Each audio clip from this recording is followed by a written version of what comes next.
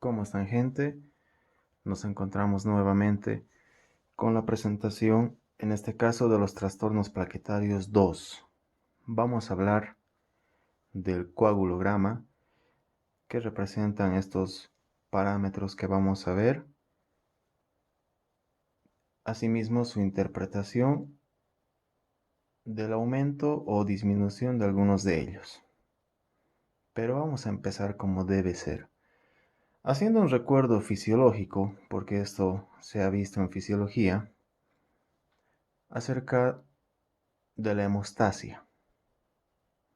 No podemos hablar de hemostasia sin recordar primero a los factores de la coagulación, que están numerados en romano del 1 al 13, exceptuando el 6, como vemos ahí al frente, y vamos a hacer un repaso rápido de los factores, luego del proceso de hemostasia, cuál es su objetivo, cuáles son sus pasos, y luego entramos a lo que es el tema de coagulograma, ¿no? Los parámetros, los valores y alteraciones que se pueden evidenciar en este perfil de laboratorio.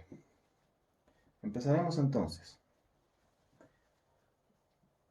Los factores de coagulación los numeramos, como hemos mencionado, del 1 al 13, donde el 1 va a ser el fibrinógeno, el 2 va a ser la protrombina, muy importantes estos dos primeros.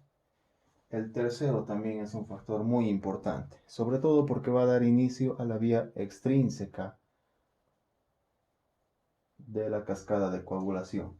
Es llamado factor tisular o tromboplastina tisular.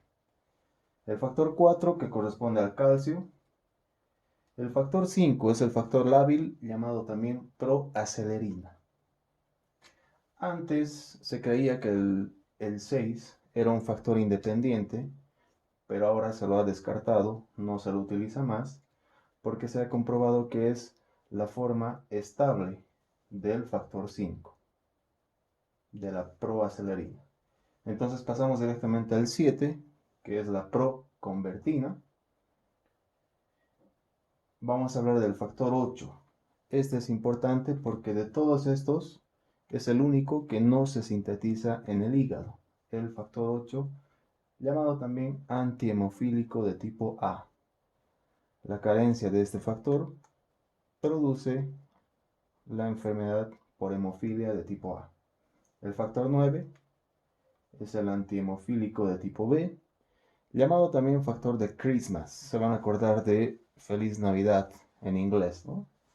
De Merry Christmas. Tenemos el factor 10, muy importante el factor 10, vamos a ver por qué. Es el que va a dar en realidad paso a la vía común, ¿no? Tanto la intrínseca como la extrínseca deben llegar hasta el factor 10 y desde aquí se desarrolla la vía común. Vamos a explicar esto más adelante. Tenemos al 11, que es el antihemofílico C.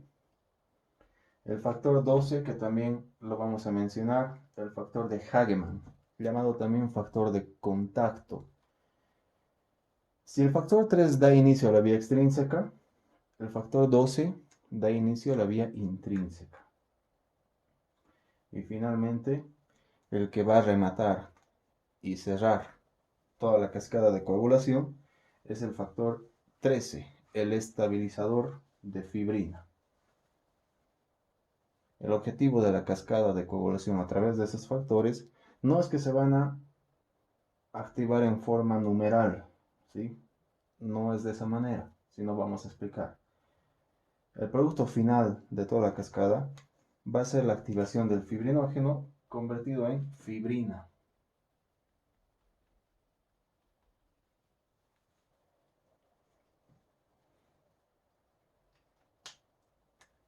Que va a estar estabilizado por el factor 13. Entonces, cerramos con el primero y el último, ¿sí? Vamos a explicar eso más adelante. Ahora vamos a hablar del proceso de hemostasia. Vamos a borrar todo para tener más espacio. Y hablamos de la hemostasia.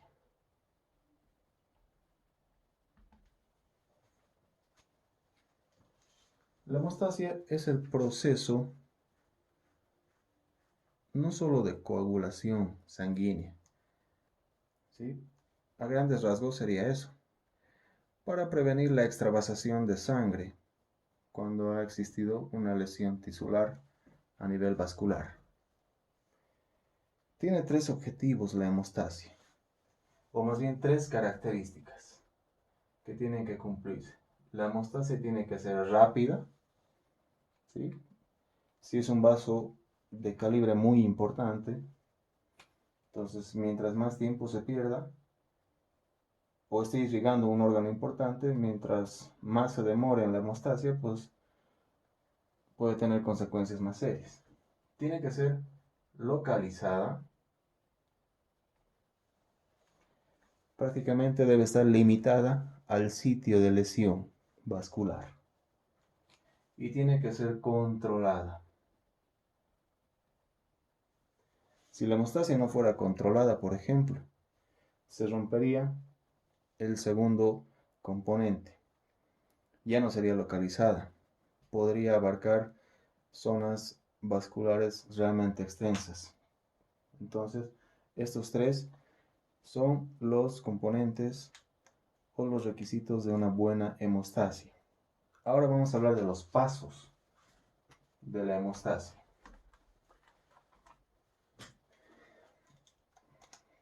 Hemos encontrado una forma mucho más comprensible, didáctica, donde se resume en 4 pasos. Ya sabemos que el primero es el vasoespasmo, ¿no? A través del espasmo vascular se inicia el proceso de hemostasia, pero aquí vamos a englobar otros, en realidad los 4 que son principales. La formación del trombo. La formación del trombo va a ser el primer paso. A este se le conoce como hemostasia primaria.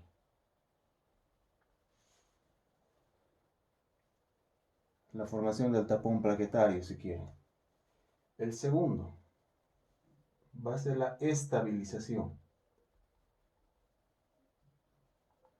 del trombo. La temida cascada de coagulación va a ser el segundo paso, llamada también hemostasia secundaria. El trombo se ha formado, se ha estabilizado y ese proceso tiene que llegar a su final.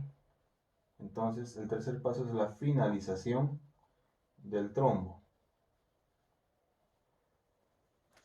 Y aquí vemos los mecanismos de control, se llama control antitrombótico. Esto es, como vamos a explicar, para que no se siga expandiendo y activándose la cascada de coagulación, ¿sí? Para que el trombo no sea mucho más grande de lo necesario. Y finalmente, cuando ya ha cumplido su función el tapón plaquetario, tiene que haber su disolución, es decir, la fibrinólisis o eliminación del trombo. ¿Sí? La eliminación del trombo. Entonces vamos a describir de manera rápida estos 4 pasos en el proceso de hemostasia. Empezaremos con el primero, la formación del trombo. Y vamos a recordar siempre las 3 cualidades de una buena hemostasia. Tiene que ser rápida, tiene que ser localizada y bien controlada. Empezamos con la descripción del primero.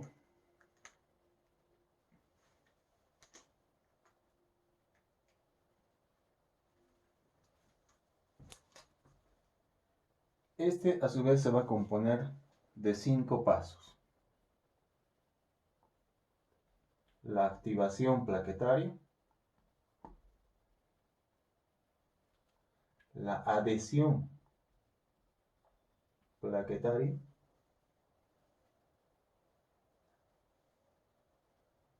otra vez con A empieza el siguiente, es la agregación, la agregación plaquetaria. Luego va a haber la secreción plaquetaria y finalmente la actividad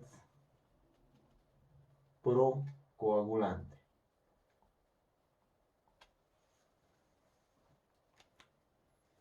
El último paso de la formación del trombo va a marcar el inicio del siguiente paso de la hemostasia, que era la cascada de coagulación. Entonces, ¿qué ocurre con la activación plaquetaria? ¿En qué consiste? Primero vamos a dejar en claro que estos pasos se realizan prácticamente simultáneamente, es decir, uno detrás de otro. La descripción que hacemos es para poder comprenderla, pero en realidad no hay una marcada distinción entre uno y el otro, ¿sí? Varios de ellos se realizan simultáneamente. ¿En qué consiste la activación plaquetaria? Yo voy a tener un tejido endotelial.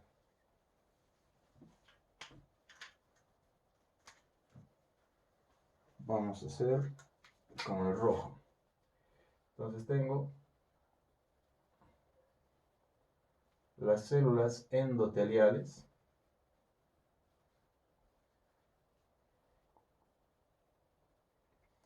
y en el punto donde hay ruptura va a haber extravasación de sangre. Y la hemostasia primaria, que es la formación del trombo, consiste en lo siguiente. La activación plaquetaria. En condiciones normales, la plaqueta tiene una forma discoide que está circulando en el torrente sanguíneo. Tiene 4 tipos de receptores que vamos a mencionar en estos pasos. Uno de ellos es el receptor de colágeno.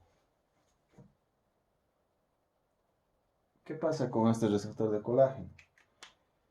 Las células endoteliales son productoras de colágeno, pero no lo almacenan ahí a la luz vascular, sino que almacenan el colágeno en el subendotelio, que en condiciones normales no está en contacto directo con la sangre, pero cuando ha habido una lesión endotelial, se expone este colágeno hacia la luz vascular.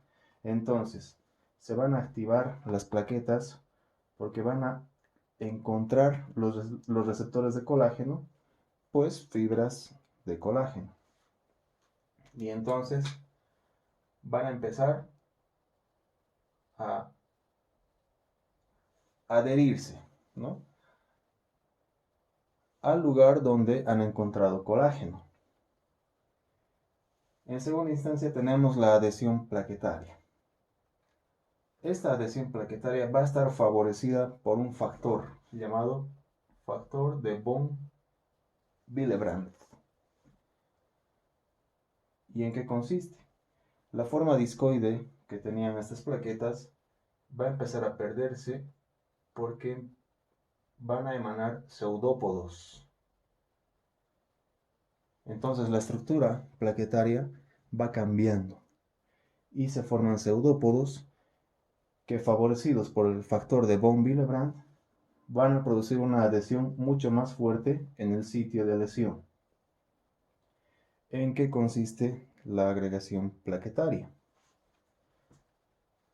Cada vez más y más plaquetas se van a reunir en el sitio de lesión para impedir que salga más sangre por el área de lesión. Entonces, se va a dar el tercer paso, que es la agregación plaquetaria, porque va a haber otro tipo de receptor, mucho más abundante que los receptores de colágeno. Y este es el llamado receptor de glucoproteína 2A 3B. Así se llama el receptor. perdón, es al revés, 2B, 3A. Entonces, este receptor tiene mucha afinidad por el mismo factor de von Willebrand y también por el fibrinógeno, es decir, el factor 1. Y una vez que se ha unido el fibrinógeno a su receptor, las células trombóticas se van a retraer, es decir, se van a compactar y eso le va a dar estabilidad al trombo. Luego viene el siguiente paso, que es la secreción plaquetaria. Y en este se van a liberar dos componentes o dos sustancias importantes en la secreción. El adenosín difosfato, cuya función es activar a otras plaquetas y va a ir reclutando cada vez más. Entonces notan como no existe una marcada diferencia entre un paso y otro. Prácticamente son simultáneos, los separamos solo para la descripción. Lo que hace el ADP es llamar más plaquetas para reforzar a este tapón plaquetario.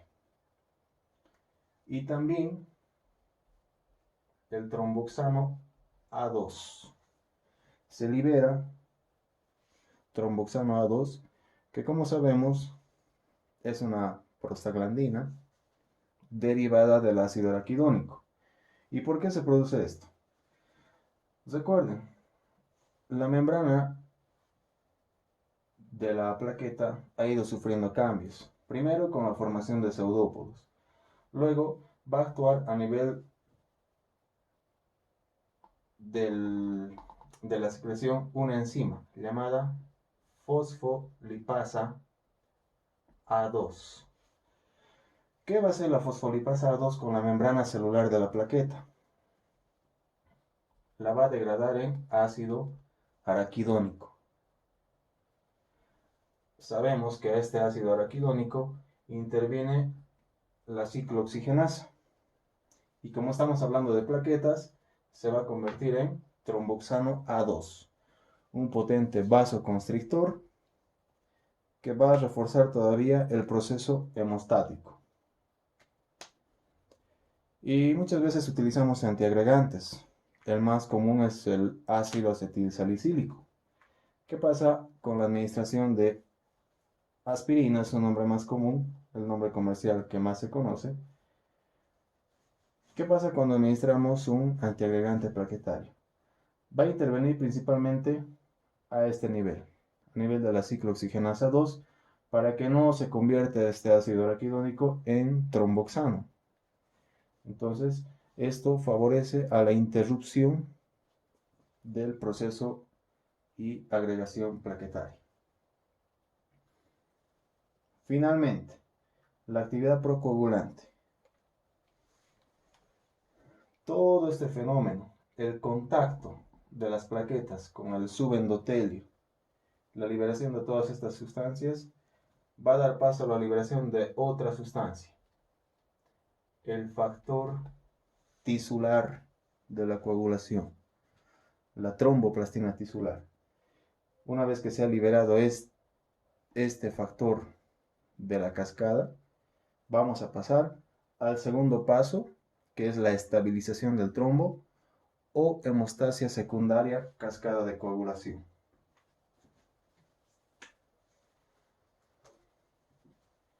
Y borramos.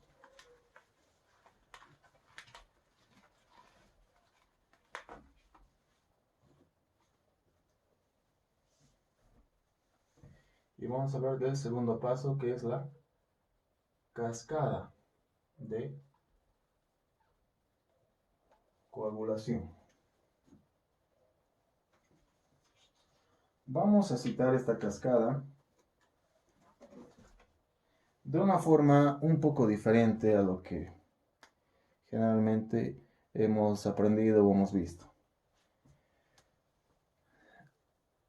Hoy estamos en el mes de abril, viernes de feriado del 2020. con una cuarentena por la pandemia que todos ya conocen, donde todas las actividades sociales, deportivas y de toda índole han sido paralizadas ya hace varias semanas. Así que extrañamos, entre muchas otras cosas, el fútbol, ¿verdad? Y vamos a poner un ejemplo con este lindo deporte. Los varones van a entender seguramente y también algunas damas.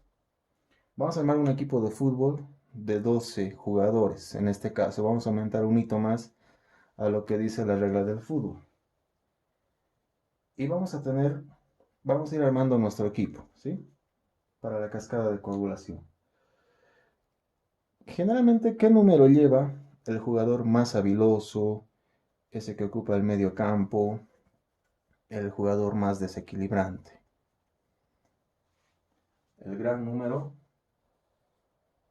10, ¿sí?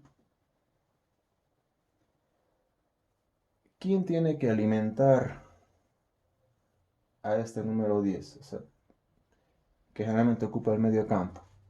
Un defensa. Y un número común para el defensa es el número 3. Tiene que tener un delantero, este mediocampista. Y este va a ser el número 12. Y también, muy importante, no puede faltar el portero, el guardameta, que generalmente lleva el número 1. ¿Sí? Entonces, estamos armando nuestro equipo de fútbol. El jugador más importante, el más habilidoso, el 10. Tiene un defensa, número 3. Un delantero, el 12. Y su portero, el número 1. Vamos a acompañar a cada uno de estos con su pareja. De modo que el 12 se va a acompañar de otro delantero, que es el 11. El 3 se va a acompañar de otro defensa, que es el 4.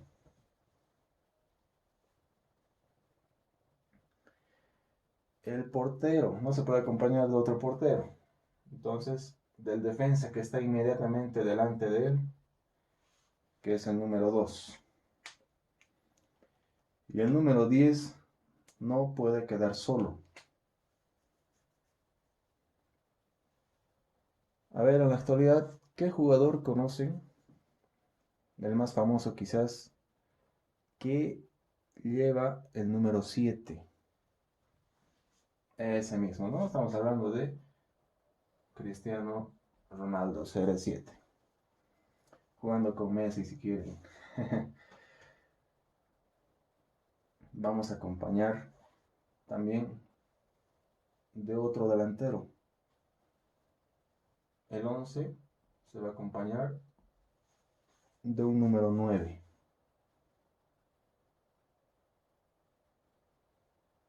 Y vamos a armar nuestra cascada, ¿sí? Espero que se esté entendiendo, por favor. Es una manera simple. Estamos haciendo con colores para que pueda entenderse. Y vamos a armar de la siguiente manera.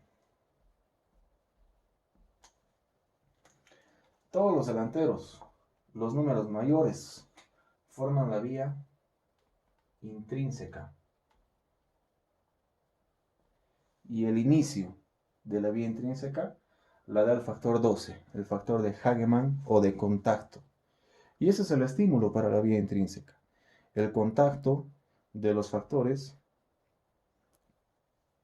con sustancias que estén cargadas negativamente. No hay una lesión vascular como en la vía extrínseca. En la extrínseca, que se inicia con el factor tisular, que es el número 3, tiene que haber una lesión tisular. Si no, no puede activarse esta vía. Entonces, las dos vías tienen que llegar finalmente al 10, al factor número 10. Veamos cómo la intrínseca. El 12 va a activar al 11. Cuando un factor está activado, generalmente, no general, siempre se acompaña de la letra A. 12A, 11A, porque ya están activados. El 12 activa al 11, el 11 va a activar al 9 y va a activar al 8. Aquí entra el 8 porque estaba faltando. Entonces, entre los dos van a reforzar la activación del factor 10 por parte de la vía intrínseca. Y la extrínseca, la lesión tisular, me va a activar al factor 3, que junto con el 4 van a activar al 7, ¿sí? Y el 7 va a activar al 10 por la vía extrínseca. Entonces el 10 es importante y gracias a estos factores, y aquí me está faltando uno, el factor 5 va a acelerar y va a reforzar el proceso de activación del 10, de modo tal que este va a intervenir en el factor 2. ¿Recuerdan cuál es el factor 2? Es la protrombina, ¿sí? Cuando se activa, se convierte en factor 2A y deja de llamarse protrombina para llamarse simplemente trombina.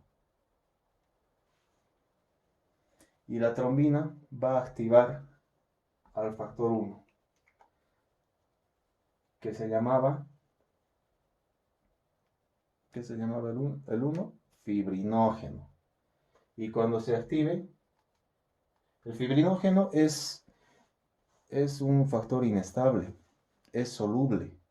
Entonces, si es soluble no me sirve para el proceso de coagulación. Gracias a la trombina que ha derivado de todo esto, se va a convertir en el factor 1A, que se llama fibrina. Y la fibrina sí es un factor sumamente estable que le confiere gran resistencia y gran adhesión al tapón plaquetario que se ha formado en el sitio de lesión. Pero me está faltando un jugador, ¿sí?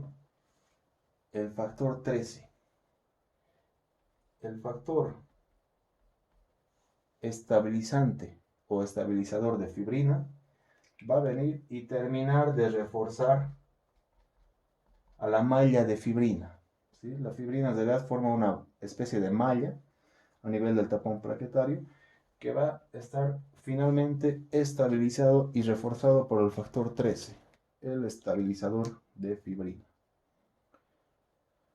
Y de esta manera pues funciona la cascada de coagulación con la vía intrínseca, la extrínseca, ya saben, el estímulo, el contacto por el factor de Hagemann con sustancias de carga negativa. No hay lesión tisular. En la extrínseca sí hay lesión tisular y resulta del contacto del factor 3 con el endotelio, ¿no? De las plaquetas con el subendotelio, con el colágeno principalmente, y la serie de mecanismos que hemos descrito en la hemostasia primaria. Las dos convergen hacia el factor 10, que va a estar reforzado por el 8 y el 5 para convertir a la protrombina en trombina activada y esta a su vez al fibrinógeno en fibrina, la forma activa y estable. Bien, pasemos al tercer paso de la hemostasia. El tercer paso, pues esta cascada no puede activarse por tiempo indefinido. Tiene que llegar a un punto final. ¿Y en qué consiste ese punto final? Vamos a ver a continuación. Entonces, el tercer paso es la finalización de la formación del trombo. Es decir, ejercemos el control antitrombótico.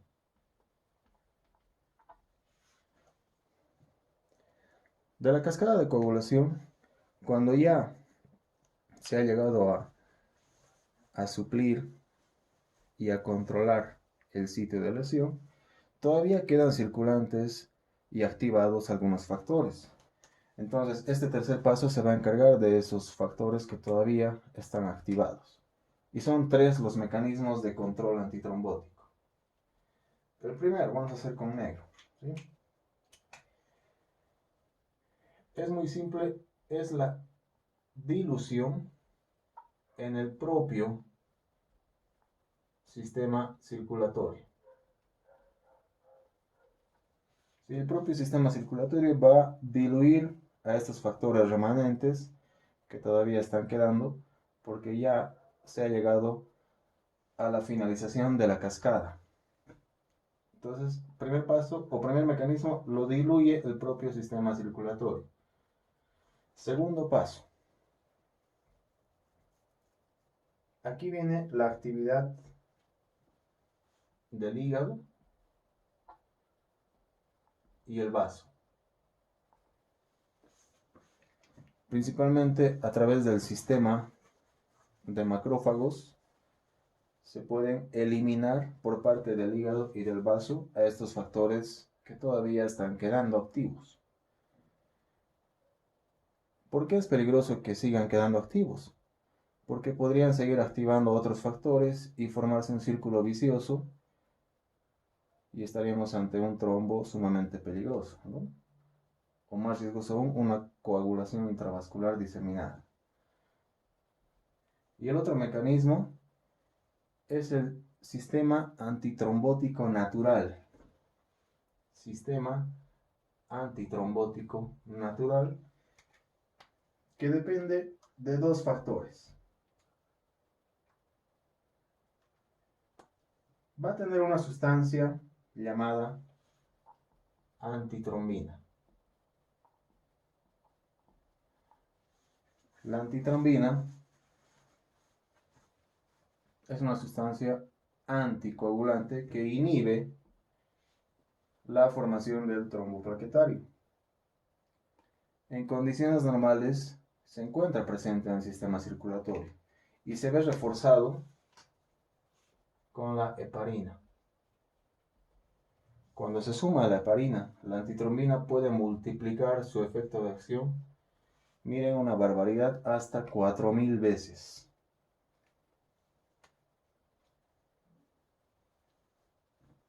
No se olviden, la función es inhibir a los diferentes factores de la cascada de coagulación.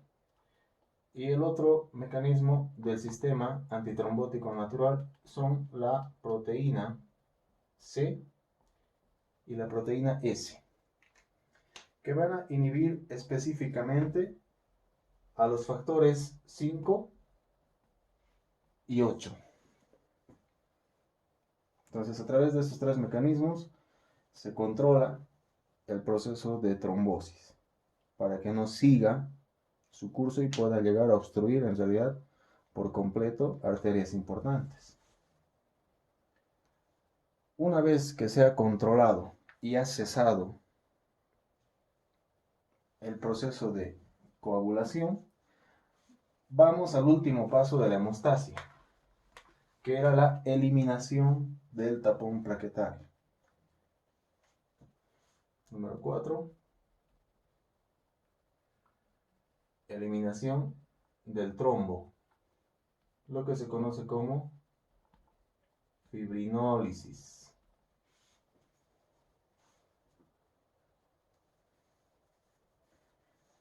La fibrinólisis consiste en lo siguiente. Teníamos el trombo, que rojo ya no veo,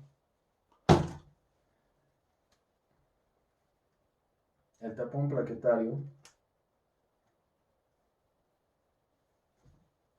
que en su interior, además de todos estos factores, va a contener una sustancia producida por el hígado, llamada plasminógeno. Y este es el precursor en realidad el que va a marcar el inicio al proceso de fibrinólisis.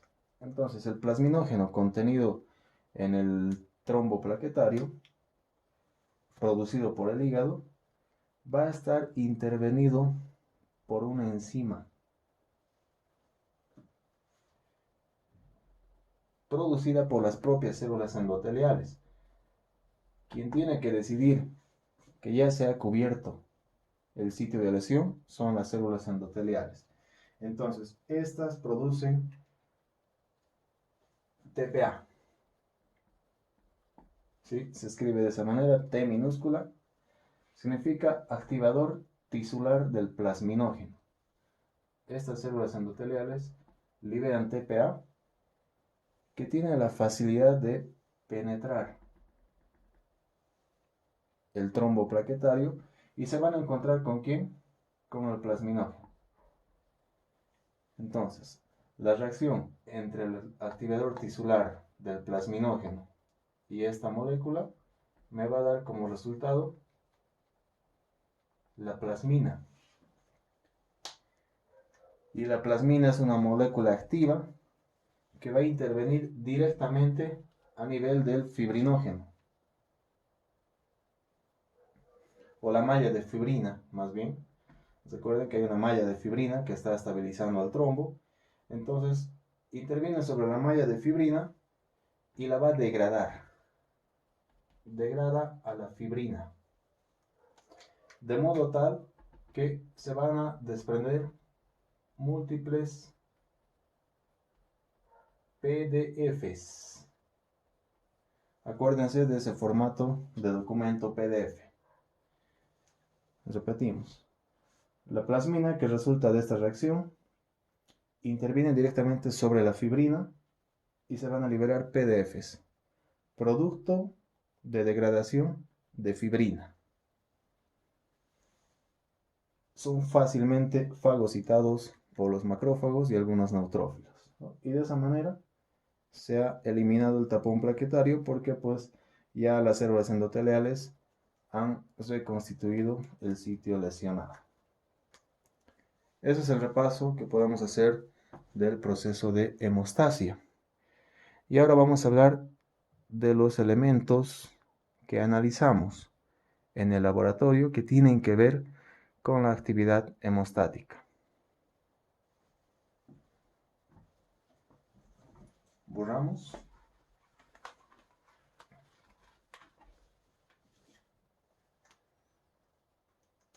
¿Y para qué hacemos este laboratorio llamado coagulograma?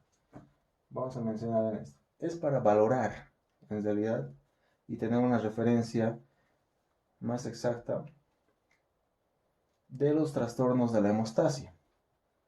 Tenemos trastornos de la hemostasia primaria, es decir, de la formación del trombo plaquetario, y trastornos de la hemostasia secundaria, es decir, a nivel de la cascada de coagulación.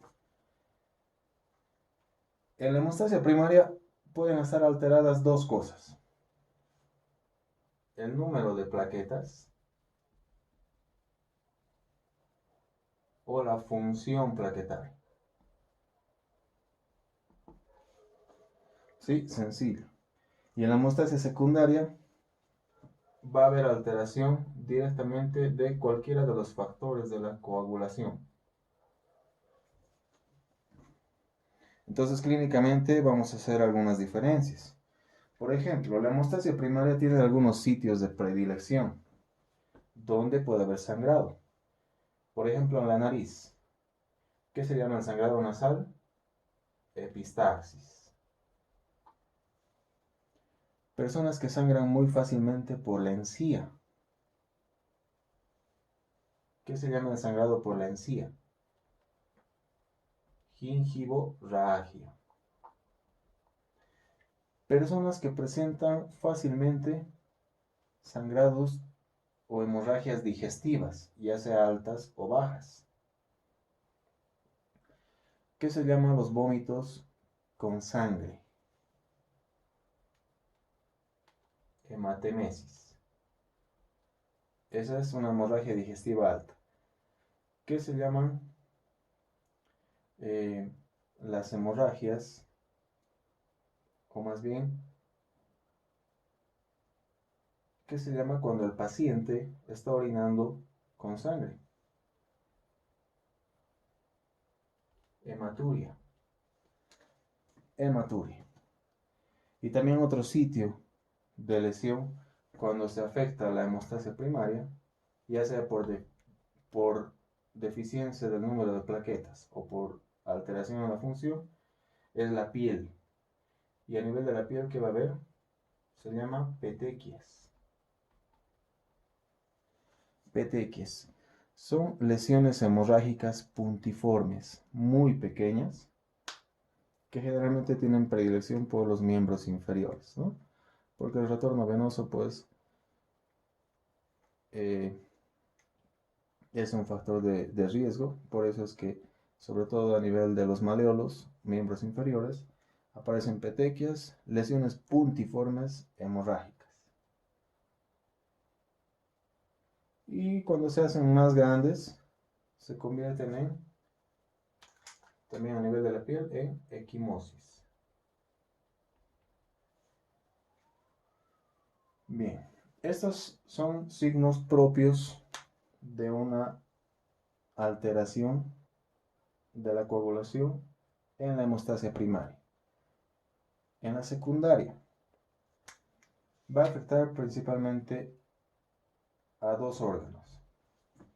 Cuando ocurre en la piel, pero a nivel profundo, puede dar lugar la formación de verdaderos hematomas enormes, ¿sí? Que son patológicos obviamente por deficiencia o ausencia de alguno de los factores de coagulación, incluida la vitamina K, porque recuerden, la protrombina, por ejemplo, es dependiente de vitamina K.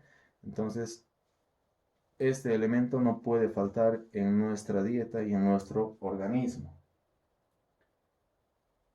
Y también el sangrado en las estructuras articulares. El nombre se llama hemartros. ¿Sí? Hemartros, sangrado de las estructuras articulares, que es también a nivel profundo, que podrían representar un trastorno de la coagulación en la hemostasia secundaria.